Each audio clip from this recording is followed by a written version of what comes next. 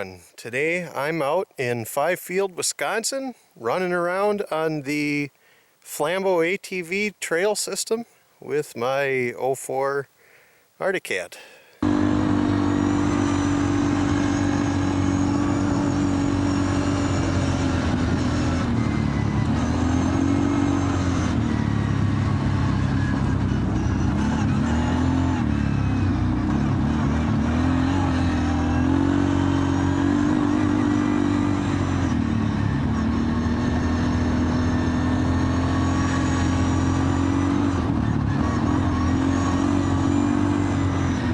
Last time I was out here was when I was breaking in my silver quad.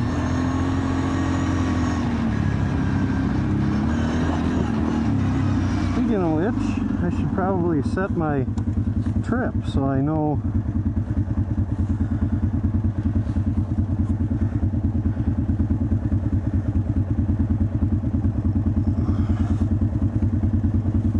there.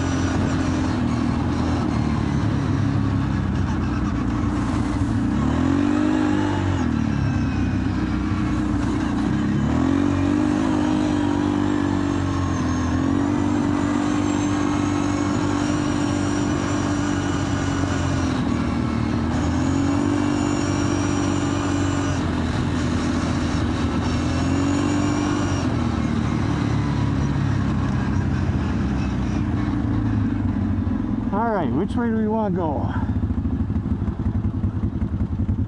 I think we want to go that way, actually. This trip, anyway.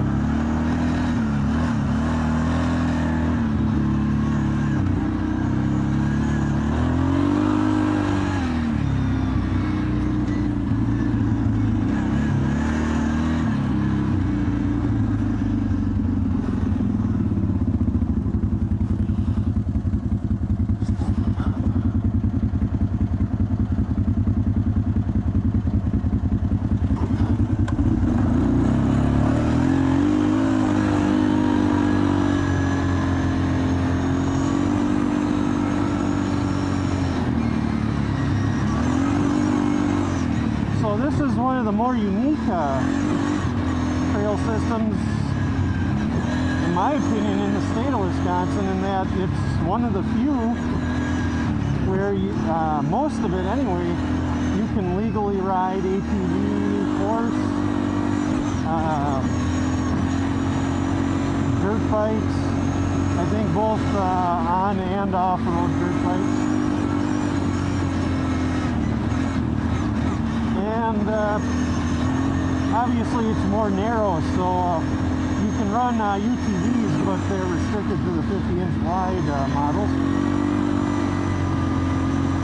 But it's,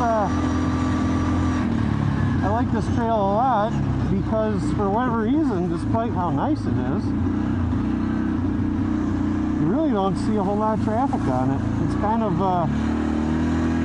overshadowed by the Mercer, Hurley, the Iron County Trail System. So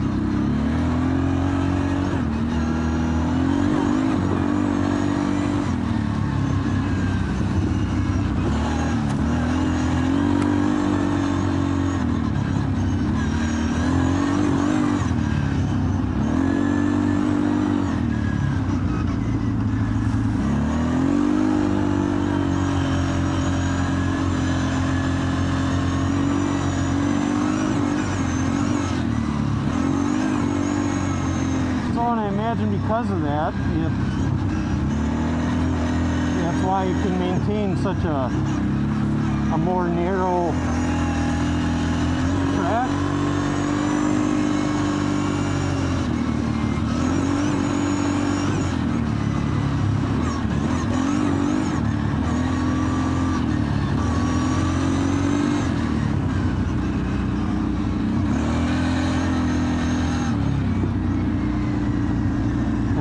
hard to avoid the puddles so I don't have to clean off the camera lens all the time. But look at this guy. Hey! Hey! Come back here!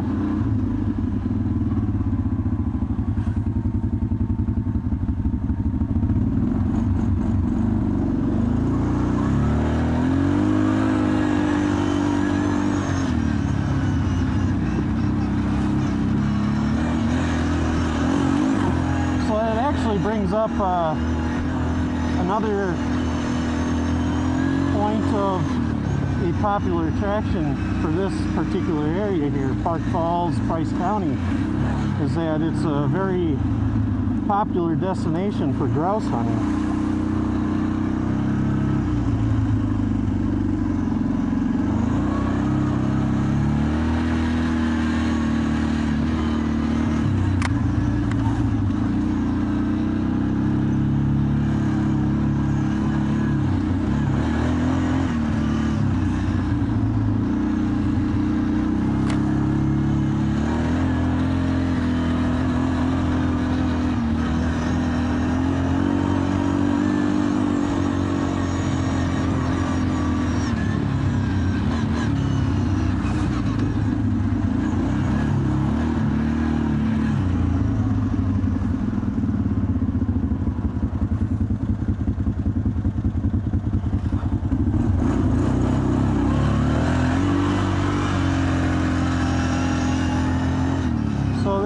System isn't normally this muddy, but this year in Wisconsin we've had, well, in northern Wisconsin anyway, I don't know about southern, but we've had a lot of rain this year.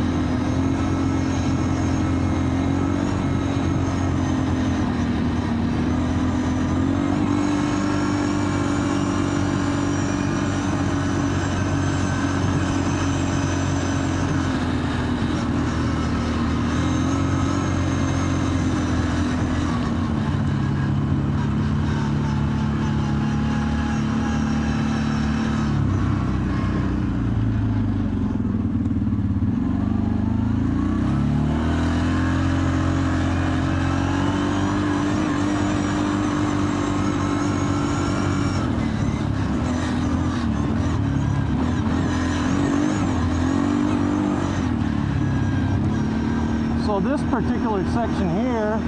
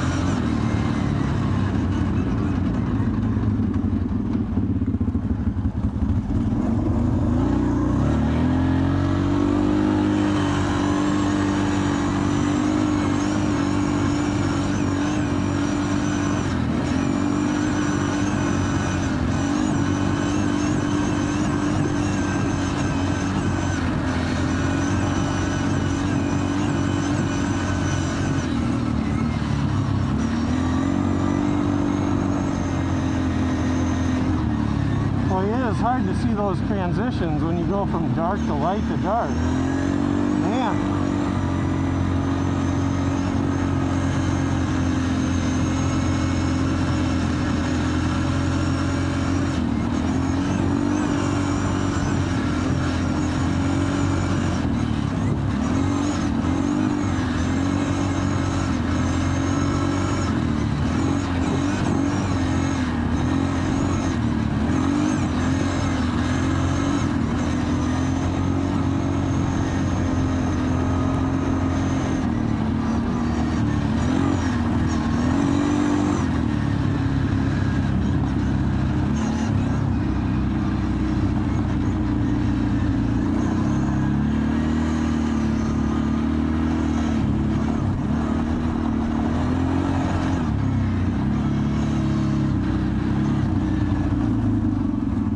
So check it out, see those asphalt remnants there?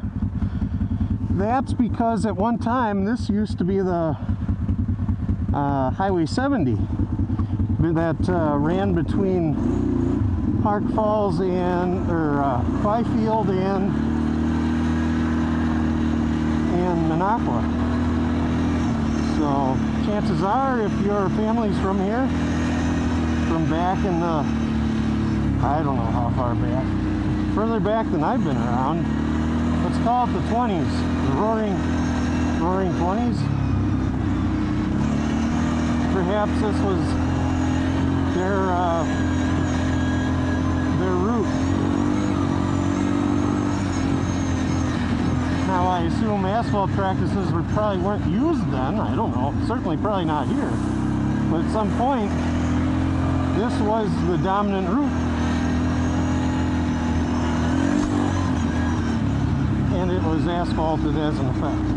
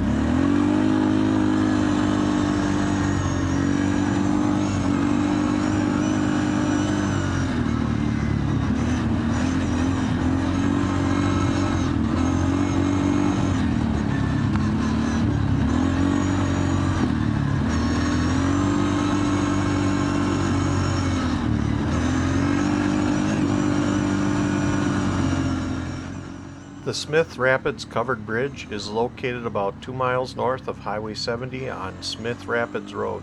At the time that this video was recorded, off-road vehicles were not allowed direct access to this popular site. You would park your machines at this gate and walk out to the road to see the bridge. Since 2014, these forest roads were opened up for our use and has since become a popular stop by folks out enjoying the forest.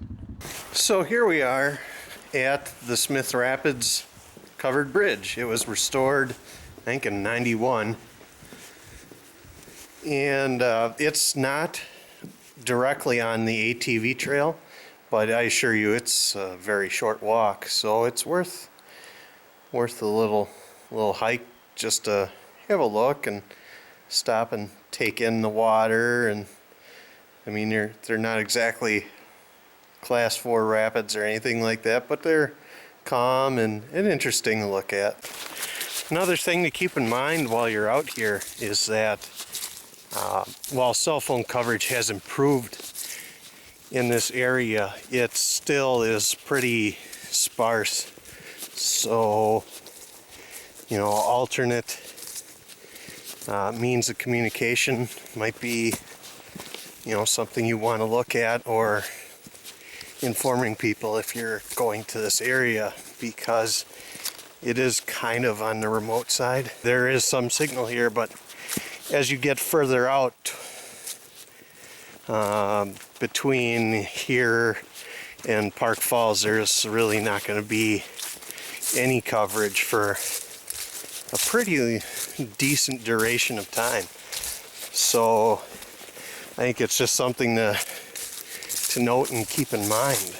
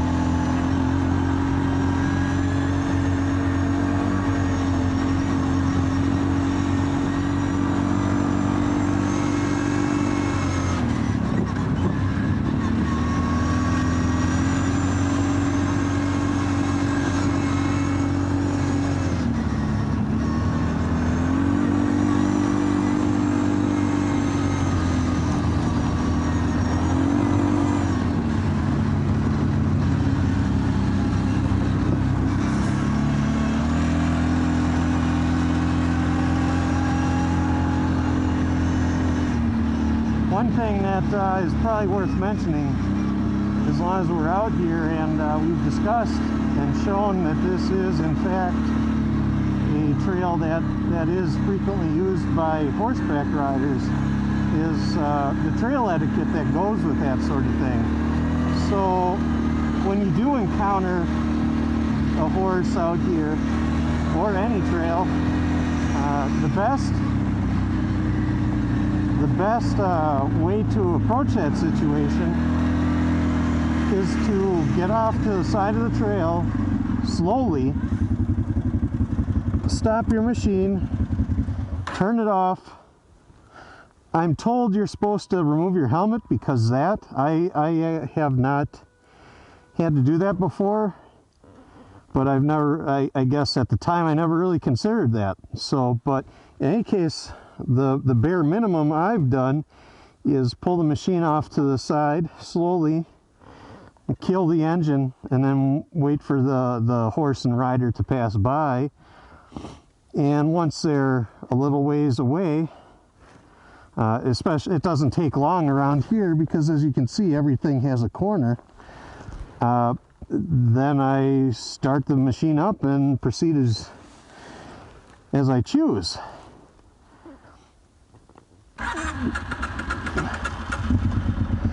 But that's something that you know, I think can go a long way in helping us achieve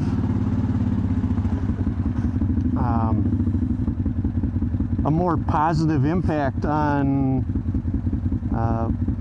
recreational communities beyond our own, and our own, but beyond our own. So yeah, please, if you do ride these or any trail that offers horseback riding recreation, please show some respect to those people. There are just grouse all over the place up here.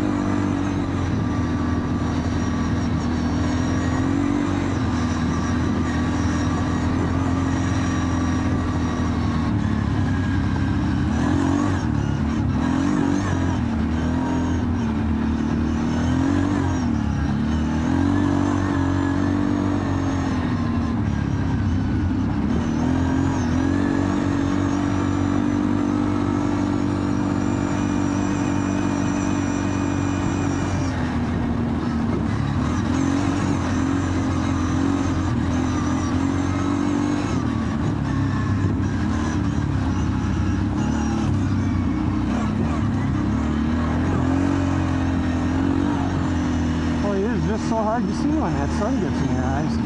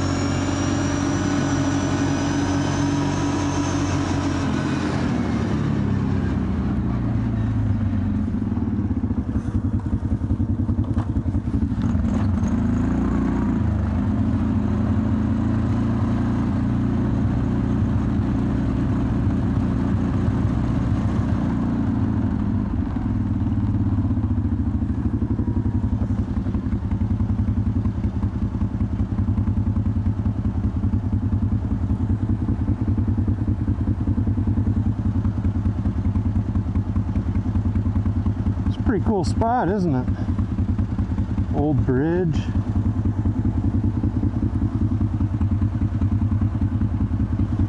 Huh. Pretty slick.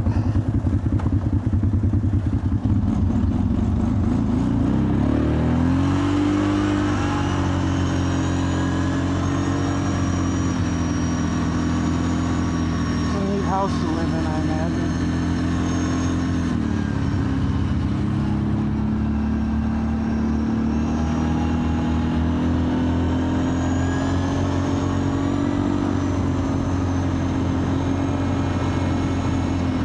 Fresh culvert.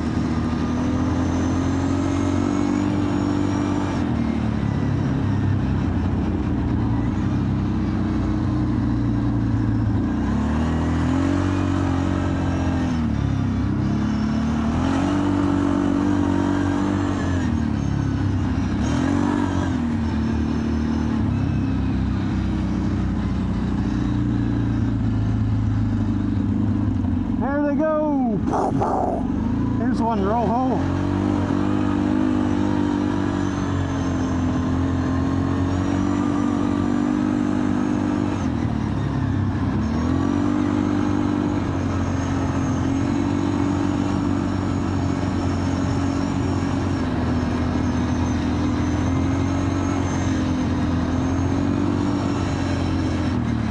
So actually, I know I mentioned the grouse thing before, but I didn't actually mention that apparently Park Falls, Wisconsin is the grouse capital of the world. So, you know, might as well put the more you know banner across the screen, and just throwing that out there for your informational intake.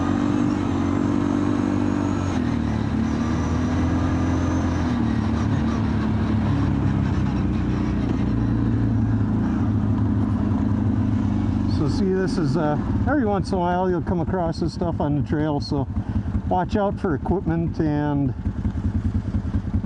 sticks and twigs. I run I just put some CV boot guards on this the other day. Ironically, this is the one trail I've only ever popped one CV boot in all my riding, and it was on this trail. It was actually on one of the wider stretches. It just on the way back. I was only a couple miles from the road or from the truck on the way home, and I just happened to snag a stick in my back A-arm, and it chewed up a CV boot.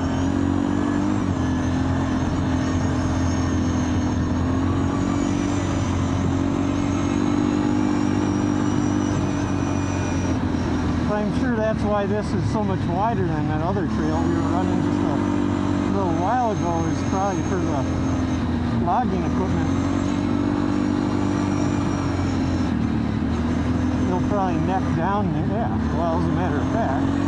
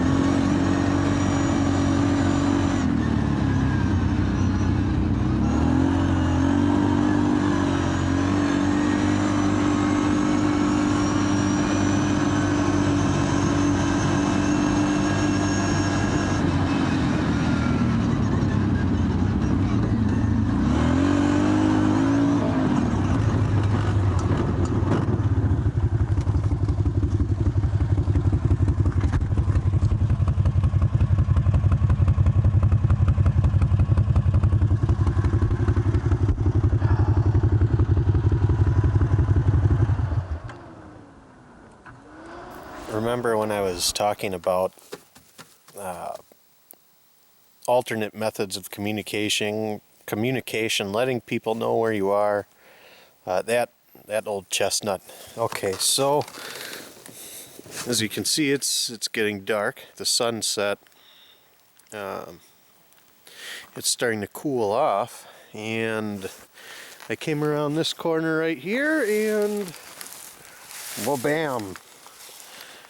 There should be a pretty spectacular video somewhere along this point of my tire passing me up. So it looks like when this wheel bearing was changed that it was tightened down, but a cotter pin must not have been put back in. That sucks. So luckily I'm in the one spot where there just happens to be just a glimmer of cell phone coverage, so I called and we're going to bring out another ATV and a small trailer and extract it. It was a fun ride up until that point, though. I thought it was worth mentioning that this is the sort of thing, having a GPS can be such an invaluable tool. For instance, see, my help is coming, and I just sent them a text with the coordinates, which you can see I'm at. And you know, this is where the truck's parked.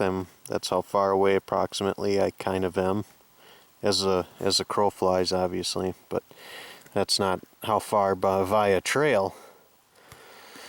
But in any case, it's just I thought I would highlight how, in my opinion, invaluable a tool a GPS unit. And I don't know, I've never used a cell phone as out in the wilderness for this sort of thing, so I don't know what they're like for setting coordinates and accuracy and all that.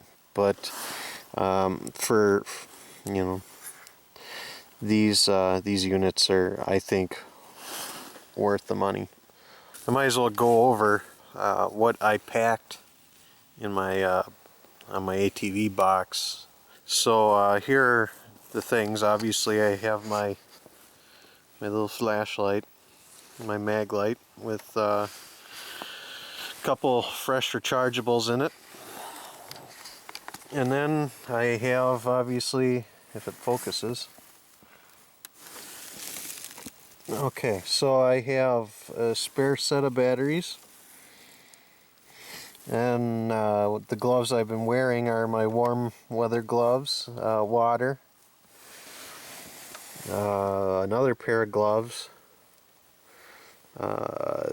approximately 1.4 gallons of gas, my rain suit, obviously my cameras, and a spare pair of goggles, and then just a plastic bag that I've been keeping the stuff in to keep it separate from anything else. And then, let's see here. I don't think I have anything else. So, like I said, I didn't exactly plan on. It's all my registration papers and such. Which would probably make great kindling, by the way. Probably be able to fix this, but I can't lift it on my own. And then the other odd problem that I guess I didn't really expect is trying to wrench the lug nuts off the tire when I really don't have any, I can't get any leverage on the lug nuts. So it's kind of one of those things where, you imagine like breaking axles kind of happens and stuff like that, or, popping a tire. So most of those, it's just a simple limp along. Having the hub come off, that I had never anticipated that happening. So live and learn, right? Something that I haven't mentioned that's probably worth mentioning is that I don't have any more warmer clothes packed in on my machine, obviously, and the reason that is because I'm already wearing my Aerostitch jacket, which is quite warm on its own, and underneath it is a liner or vest liner, so it's definitely plenty warm. And then you can probably just see it.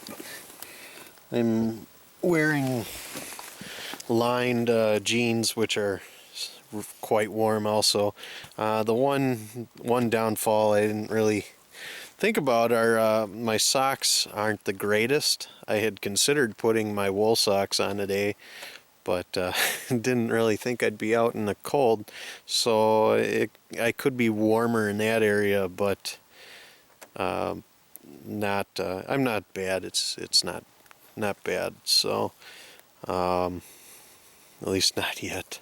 The one mistake I will say that I did make is that I should have packed like a Zippo lighter, or I don't smoke, so I don't have a lighter on me, but some sort of quick, easy method of starting a fire, because then I can always obviously create a heat source for myself. So, and there are ways with batteries and stuff like that, but that's still more complicated than, you know, a simple flick of a lighter, or, you know, even matches. So something I need to remember, you know, from this point on, and that I'll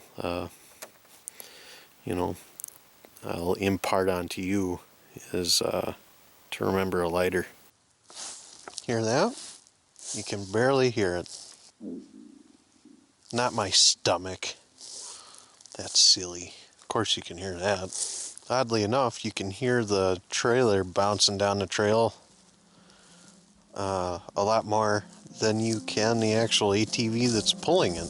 It's kind of fun, isn't it?